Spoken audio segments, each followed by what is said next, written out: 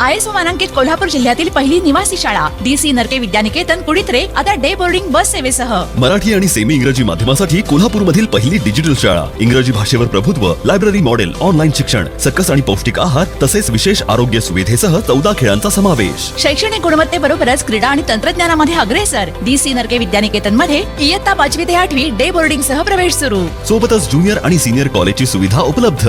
संपर्क 0231 2444 261. हातकणंगले तालुक्यातील पुलाची शिरोली इथल्या शाहिद सनदे आणि शाहरुख देसाई यांनी मुलींवर लैंगिक अत्याचार करून त्याचं चित्रीकरण करून जीवे मारण्याची धमकी दिल्याचा धक्कादायक प्रकार 4 दिवसांपूर्वी उघडकीस आला होता.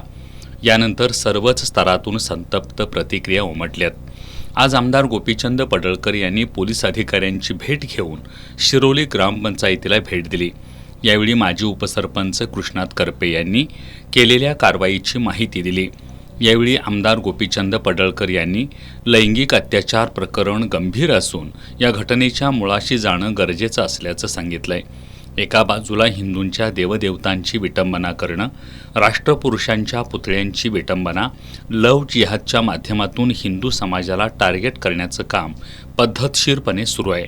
पण हे खपवून घेतलं जाणार नसल्याचं त्यांनी सांगितलंय. महाराष्ट्रात लव्ह जिहादची 5 ते 6 प्रकरणं उघडकीस आली असून या सर्व प्रकरणांची स्वतंत्रपणे SIT स्थापन करून या घटनेमागील बोलवता धणी याच्यापर्यंत जाण्याचा प्रयत्न करून कठोरातील कठोर शिक्षा करण्यात येणार असल्याचं त्यांनी सांगितलंय.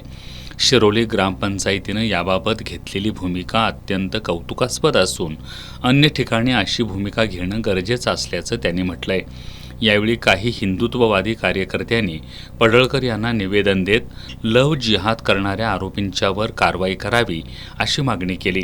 यावेळी तंटामुक्त अध्यक्ष सतीश पाटील, दीपक यादव, अर्जुन चौगुले, राजेश पाटील, संजय पाटील, योगेश खवरे, चंद्रकांत जाधव, निलेश शिंदे, योगेश खाडे, हरी पुजारी यांच्यासह ग्रामपंचायत सदस्य, हिंदुत्ववादी संघटनांचे कार्यकर्ते उपस्थित होते.